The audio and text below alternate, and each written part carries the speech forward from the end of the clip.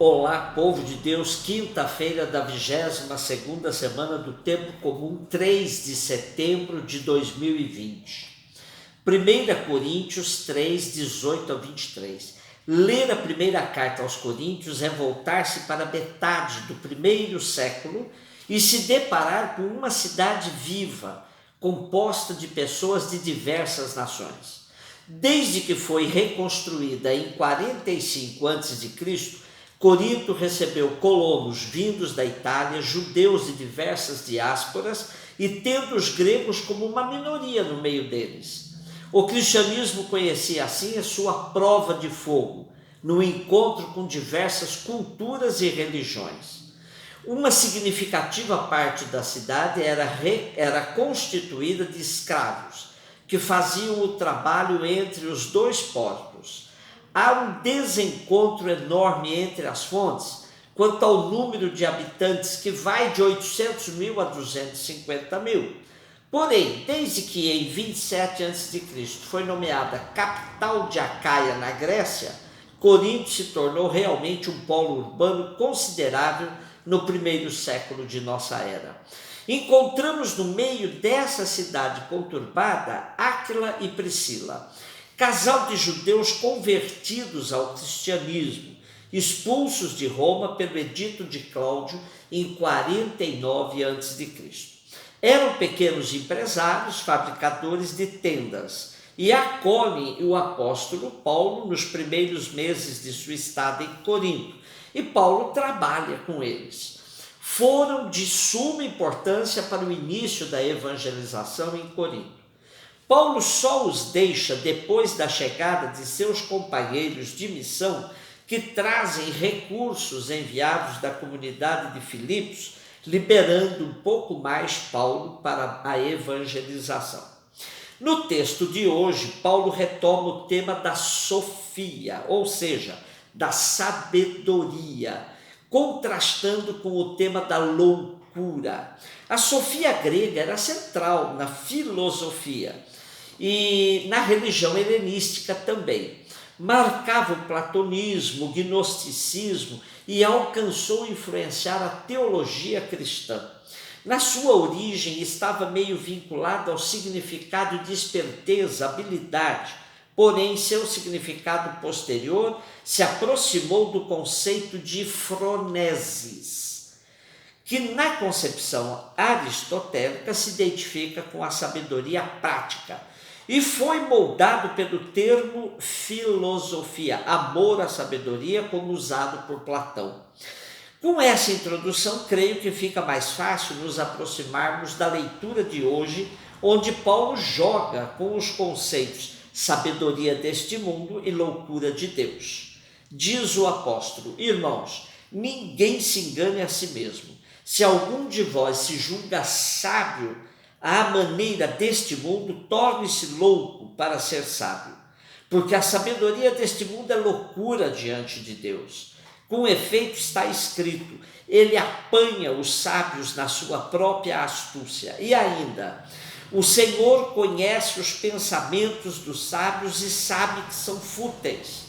Portanto, ninguém se glorie nos homens, pois tudo é vosso.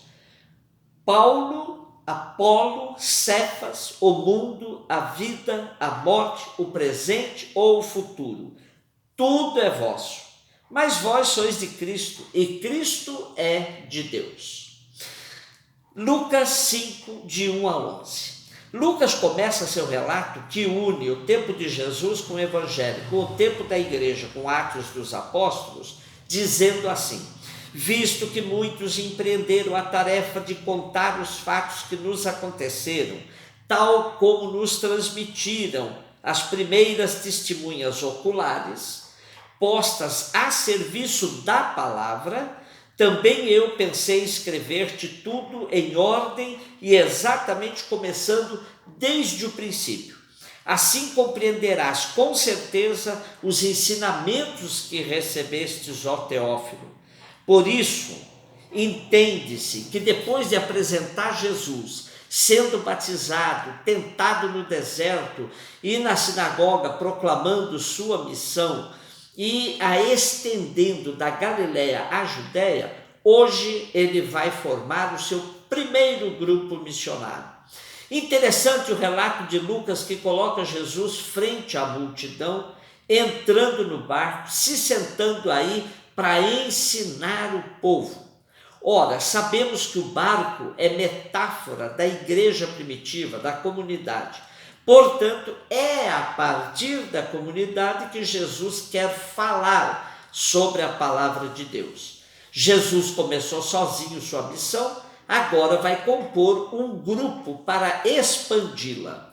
Porém, como convencer aqueles homens simples de assumirem esta convocatória de Jesus? Nada melhor que um sinal fácil de ser entendido por eles. Pescadores que eram, perceberam que essa pesca abundante estava fora de cogitação. Só poderia ser fruto de intervenção de alguém fora do esquema. A multidão escutou sua palavra. Simão, instado por Jesus a lançar outra vez as redes, depois de uma noite de insucesso, diz: Mestre, tentamos a noite inteira e nada pescamos, mas em atenção à tua palavra. Então, Lucas, no Evangelho e em Atos, ele traça um caminho da palavra. É a força da palavra que vai firmando a igreja primitiva. A palavra de Jesus foi capaz de romper com a rotina daqueles pescadores que, embora cansados, tiveram a ousadia de voltar à pesca.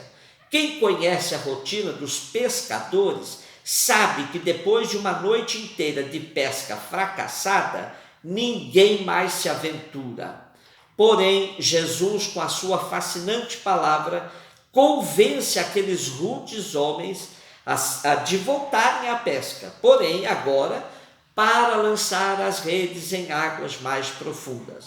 Aqui está um convite a todos nós para deixarmos as superfícies, pois aí geralmente estão todas as mediocridades da vida. Ter coragem de enfrentar profundidades não é para todos, sobretudo na sociedade atual marcada pela mentira e aparências. Hoje, quem defende a família não respeita a que tem. Quem fala em Jesus se serve dele para lucrar dividendos.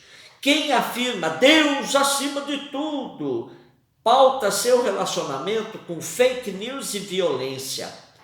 Jesus nos convida a sairmos da superfície e nos encorajarmos para mergulhos mais profundos na vida.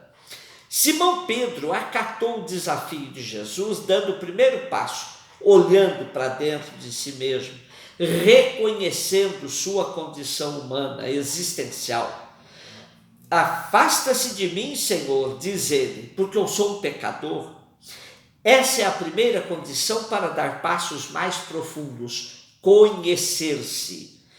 Para voos mais longos e altos, temos de ter uma avaliação mais exata de quem somos, onde estamos, quais nossas possibilidades e capacidades. Simão Pedro partiu daquilo que era ele mesmo. E seu espanto contagiou seus companheiros de pesca, que ouviram as palavras de Jesus a Simão. Não tenhas medo. De hoje em diante tu serás pescador de gente, de pessoas humanas. Reconhecendo sua condição humana, Simão Pedro está desafiado para pescar o humano. E ele e seus companheiros aceitaram o desafio de Jesus, deixaram tudo e passaram a seguir o homem de Nazaré. O grande desafio colocado para todos nós, pescadores do humano, num mundo onde o humano está intensamente desgastado e a pandemia ajudou a emergir esse desgaste de maneira tão profunda. Estamos vivendo um momento de encruzilhada, onde muitos optam por caminhos bastante confusos e incertos. Será que a nossa igreja tem, de fato, aproveitado a pandemia para preparar uma proposta convincente e sólida para orientar a vida de tantos e tantas que nos buscam através de caminhos mais profundos, ainda que indiquem desafios e aventuras? Um beijo no seu coração.